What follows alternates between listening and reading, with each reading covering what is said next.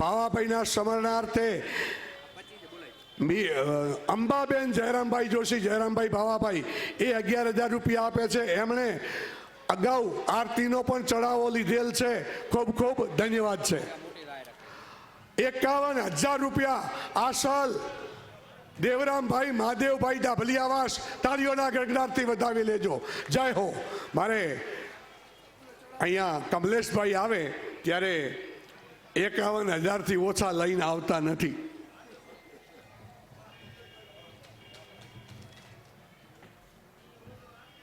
પટેલ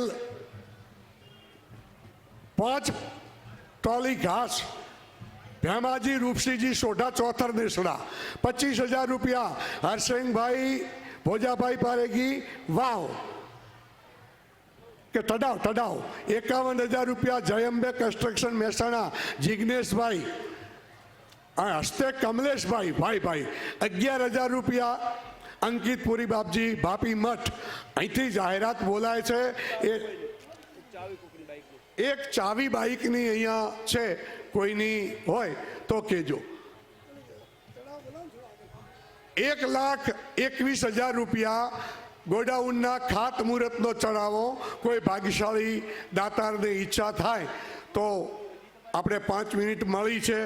પૂજ્ય શાસ્ત્રીજીને અમે થોડો વિક્ષેપ કરીએ છીએ, માફ કરજો, પણ ધર્મનું કામ છે, ધર્મને અર્થે આપણે જોડાવાનું છે. એટલા માટે સજ્જનો 1,21,000 છે. કોઈએ ધક્કો મારવો હોય તો એકાદ ધક્કો મારી શકો છો. 1,51,000 તાળીઓના ગડગડાટથી વધાવી લેજો. 1,51,000. હા, 51,000 રૂપિયા મારા ગામની દીકરીઓ જોશી કવિતાબેન અરવિંદભાઈ ભાખરી, જોશી ઉર્મિલાબેન ધવલકુમાર અમદાવાદ, જોશી અસ્મિતાબેન મેહુલકુમાર જે રૂડાભાઈની દીકરીઓ છે 51,000 રૂપિયા આપે છે. તાળીઓના ગડગડાટથી વધાવી લેજો. જય હો.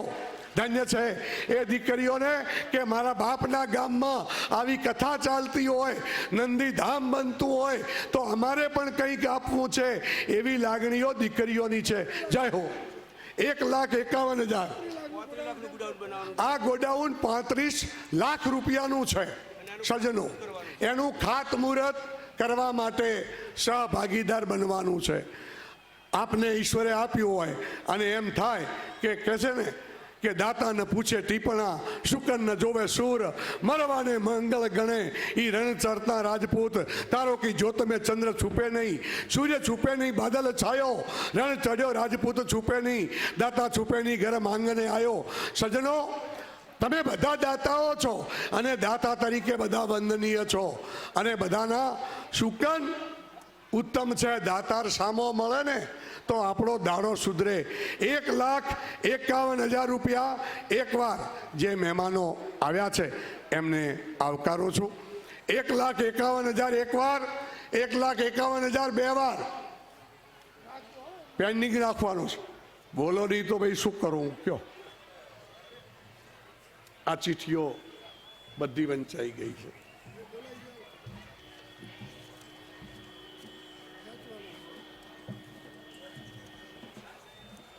₹1,51,000. નવીનભાઈ વખતરામભાઈ એમણે 1,51,000 રૂપિયા આ નંદીધામમાં આપેલા છે. એટલે સજ્જનો, અમે કે આપણે સૌ આ જગતમાં જે દાતાઓ છે ને એમનો મહિમા અપાર છે અને ઈશ્વર એમને આપે છે અને એમને દાતારી અંદર ઉગેલી છે. બાકી તો આપવું સહેલું નથી દુદાજીભાઈ. આ જગતની અંદર માણસને ઘણી ધન માયા બધું મળ્યું હોય પણ આપી નથી શકતો. કેમ કે માયા કેરું માપલું એ કેમે ના પૂરું થાય. જેમ જેમ માય ઉમેરીએ તેમ તેમ ઊંડું જાય. આ માયાનું માપલું આકરું છે સજ્જનો. ઈશ્વરે આપ્યું હોય એ અને જેને દાતારી દિલમાં ઉગી હોય એ વાપરી શકે. 5100 રૂપિયા રાજપૂત નાગજીજી ભાવાજી ચોથર દેસડા. જય હો. જોશી વખતરામભાઈ ગંગારામભાઈ ભાખરી 1100 રૂપિયા રોકડા આપે છે. જય હો. સજ્જનો, એવું નથી કે મોટા રૂપિયા નાના રૂપિયા, રૂપિયો જ છે, પણ આપણી જેવી યથાશક્તિ ઈશ્વર આપણા ઉપર જેવો રાજી થયો હોય એવા તમારા દિલમાં પણ તમે ઘર પરિવાર કુટુંબ સમાજ એમાં રાજી રહેજો. તમારો રાજીપો ભગવાનની ઘરે વંચાશે. ભગવાનને કે તારા રાજીપાની જે અદા છે, અહીં અમારા થાનાજીભાઈ બેઠા છે, મને એમ થાય કે એમની પાસે નરેશ્વરી બીજે ત્રીજે કેટલું દાન એ વ્યક્તિ તરફથી થાય છે, પણ ઈશ્વરને એ તમારી જે દાતારીની અદા છે એ મારા પ્રભુને ગમે છે કે ધન્ય છે તને મેં આપ્યું તે સારા માર્ગે વાપર્યું. અહીંયા બેઠેલા દરેક જેમણે આ નંદી ધામની અંદર કોઈએ 5 લાખ આપ્યા, કમલેશભાઈએ 10 લાખ એક દિવસે અપાવ્યા, કોઈએ 50,000 આપ્યા, જે આપ્યા છે કોઈ ભોજનદાતા બન્યા. એક યા બીજા પ્રકારે તમે જે કંઈ અહીંયા આપ્યું છે એ દરેકને માં શીતલા ખૂબ ખુશ રાખે, સુખી રાખે. અને હવે આપણે 1,51,000 રૂપિયા પેન્ડિંગમાં મૂકું છું. કોઈ ભાગ્યશાળી ધક્કો મારી અને થોડી ગાડી આગળ ચાલુ કરાવે તો એક વખત તાળીના ગડગડાટ લઈ લઈએ. ધક્કો કોઈએ માર્યો નથી હો ભાઈ, આ તો એમને એમ તમે તાળી પાડી છે, મને વાંધો નથી. 1,51,000 એક વખત. જય હો. મારી માતાઓ બહેનો, આજે પૂજ્ય પરમ શ્રદ્ધેય પરમ વંદનીય પ્રાતઃસ્મરણીય ગૌ ઋષિ દત્ત શરણાનંદ બાપુ 4 વાગે અહીંયા પધારવાના છે. તાળીઓના ગડગડાટથી આપણે આનંદ વ્યક્ત કરીએ. ત્યાં સુધી શાંતિથી બેસીએ અને પૂજ્ય ઋષિજીના મુખેથી આપણે ભાગવત કથાનું રસપાન કરીએ. હા,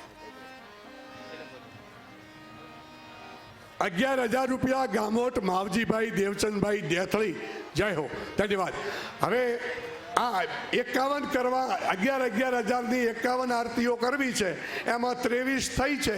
ભાગ્યશાળી બહેનો માતાઓ બેઠા છો, ભાઈઓ બેઠા છો, જેની ઈચ્છા થાય એ સ્વયંસેવકને નામ નોંધ કરજો. પૈસા અત્યારે નથી જોઈતા, પૈસા શીજને આપજો, ધીમે ધીમે આપજો. 11,000 રૂપિયા આરતીના છે.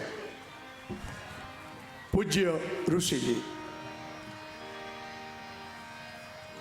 બોલીએ શ્રી દ્વારિકાધીશ કી.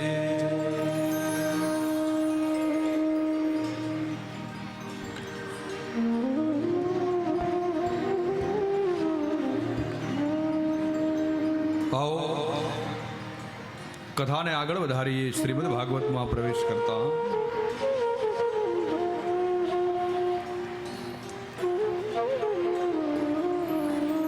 જેના સાનિધ્યમાં આપણે બેઠા છીએ એ ભાગવતી કથાને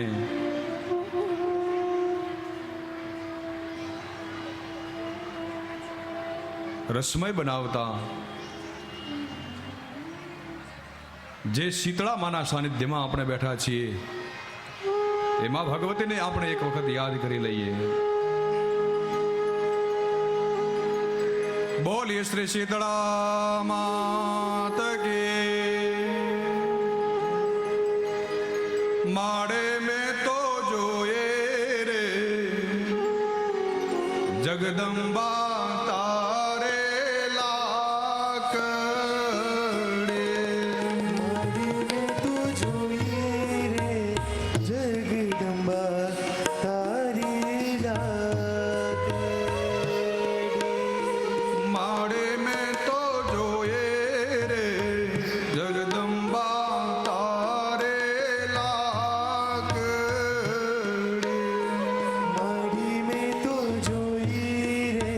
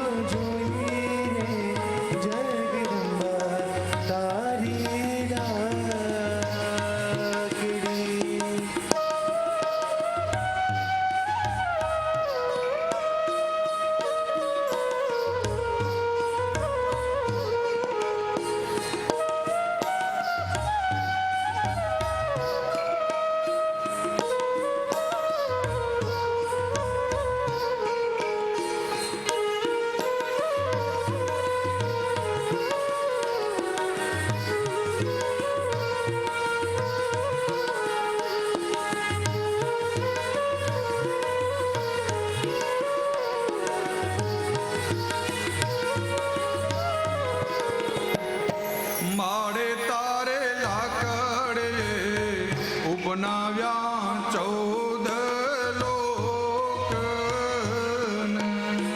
મળી તારી લાકડીએ ઉપનાવ્યા 14 લોકને. માડે તારે લાકડે ઉપનાવ્યા 14 લોક મળી તારી લાકડીએ ઉપનાવ્યા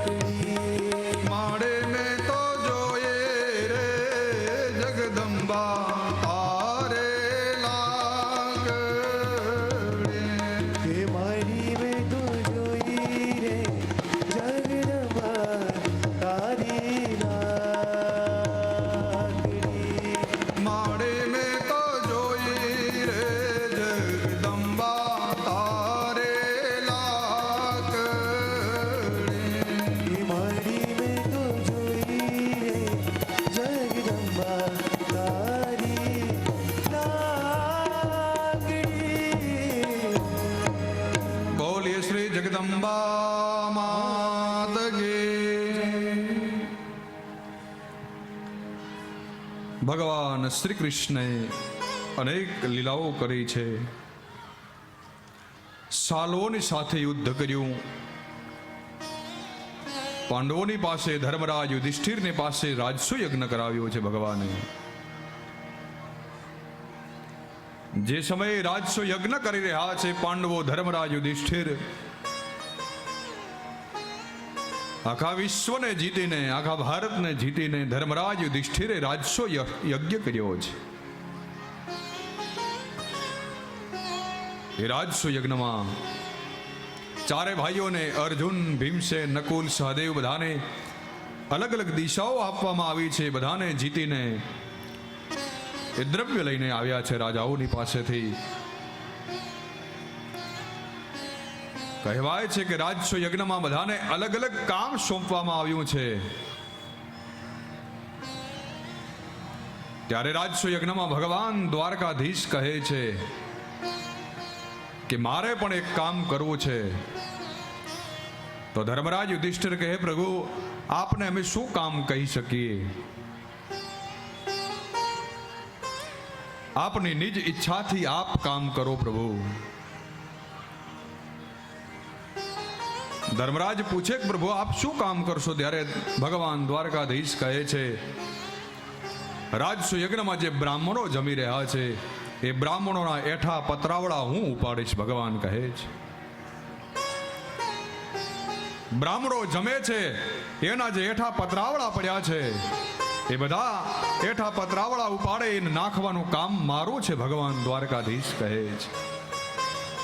ભગવાન દ્વારકાધીશને નાનું કામ કરતા એ શરમ નથી આવતી.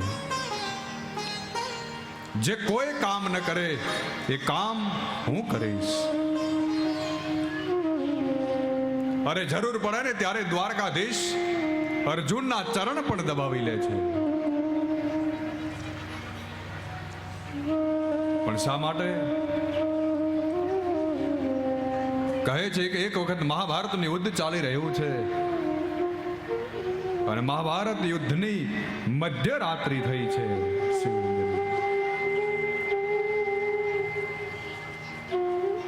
અડધી રાત થઈ છે. એ મહાભારતના યુદ્ધમાં શિબિરમાં ભગવાન, પાંડવો, કૌરવો બધા સૂતા છે. અને એક રાત્રિએ ભગવાન દ્વારકાધીશ અડધી રાત્રિએ ઉઠીને બહાર નીકળ્યા છે, પોતાની શિબિરની બહાર આવ્યા છે.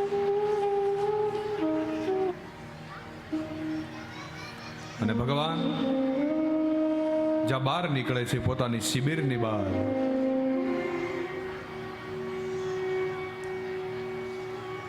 ધર્મરાજ યુધિષ્ઠિર, ભીમસેન, અર્જુન, નકુલ, સહદેવ બધા જુએ છે કે ભગવાન કઈ બાજુ જઈ રહ્યા છે. આ કનૈયો અડધી રાત્રે પક્ષ પલટો તો નથી કરતો ને?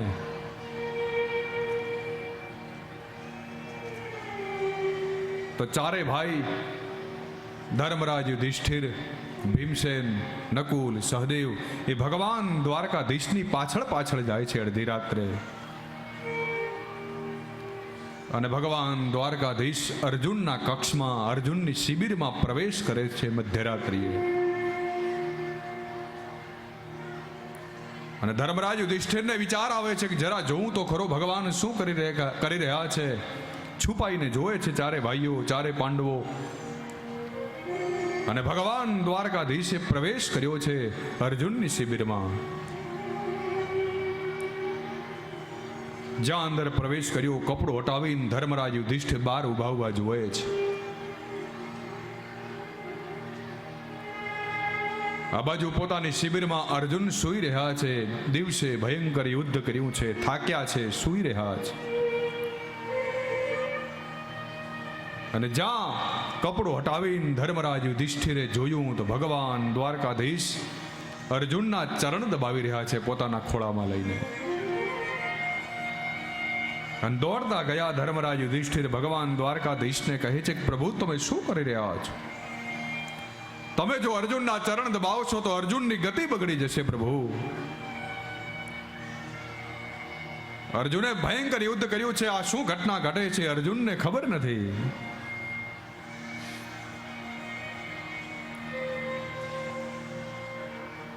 કે પ્રભુ તમે અર્જુનના ચરણને દબાવો. સાક્ષાત 14 બ્રહ્માંડનો અધિપતિ અર્જુનના ચરણ દબાવે તો એ અર્જુનને ગતિ કેવી મળે?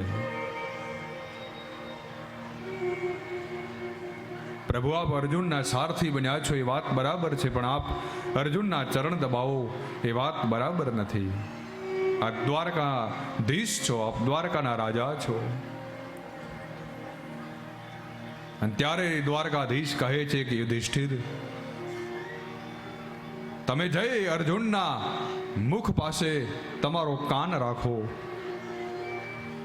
હું શા માટે અર્જુનના ચરણ દબાવું છું? મધ્યરાત્રિ આવીને મને ઊંઘ નથી આવતી, મને નિદ્રા નથી આવતી, ભગવાન કહે છે.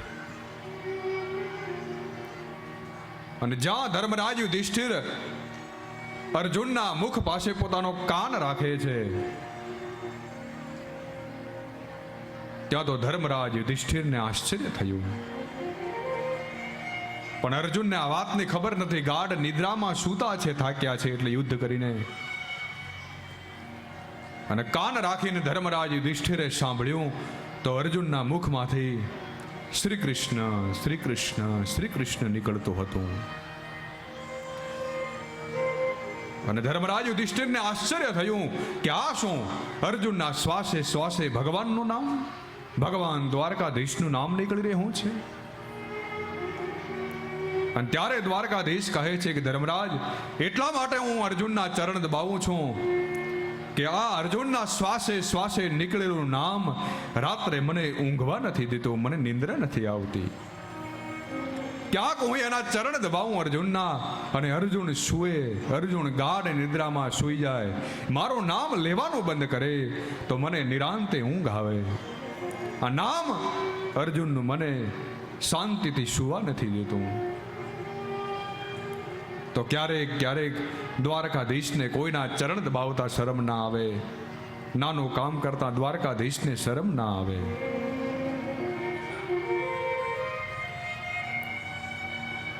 ભગવાન કેટલા મહાન છે. કહે છે દુર્યોધનની પુત્રી લક્ષ્મણા ભગવાન શ્રી કૃષ્ણના પુત્ર સામને આવે છે. અને જ્યારે મહાભારતનું યુદ્ધ પૂરું થયું, દુર્યોધન હણાયો છે મહાભારતના યુદ્ધમાં, તો ભગવાન દ્વારકાધીશના ચરણ દબાવે છે મહાભારતના યુદ્ધ પછી લક્ષ્મણા. ત્યારે ભગવાન દ્વારકાધીશ લક્ષ્મણાને પૂછે છે કે બેટા, તારા બાપને મેં હણાવ્યો મહાભારતના યુદ્ધમાં, તો તને ખોટું નથી લાગતું મારા પ્રત્યે? ત્યારે કહે છે લક્ષ્મણા કે પ્રભુ, મને કેવી રીતે ખોટું લાગે?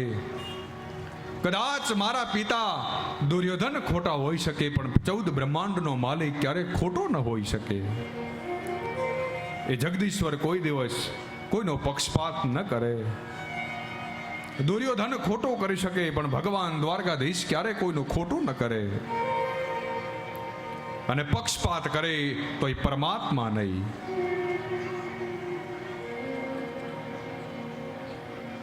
એ ભગવાનની મહાનતા છે, ભગવાન દ્વારકાધીશની. સુખદેવજી મહારાજ કહે છે કે ભગવાનની અનેક કથાઓ કરી છે, પણ એક મહાન પાત્રની કથા બાકી છે. કોની? કહે છે કે ભગવાન દ્વારકાધીશનો એક મિત્ર રહે છે. ક્યાં રહે છે? કહે છે કે પોરબંદરમાં. કોણ છે? સુખદેવજી મહારાજ કહે છે પરીક્ષિતને. લખે છે કૃષ્ણસ્યાસે સખા કશ્ચિદ બ્રાહ્મણો બ્રહ્મવિત્તમઃ વિરક્ત ઇન્દ્રિયાર્થેષુ પ્રસન્તાત્મા જીતેન્દ્રિયઃ યદ્રચ્છયોપપન્નેન વર્તમાનો ગૃહાશ્રમે તસ્ય ભાર્યા કુચૈલસ્ય ક્ષુક્ષામા ચ તથા વિધા પતિવ્રતા ગતિમ પ્રાહ્લાયતાવદનેન સા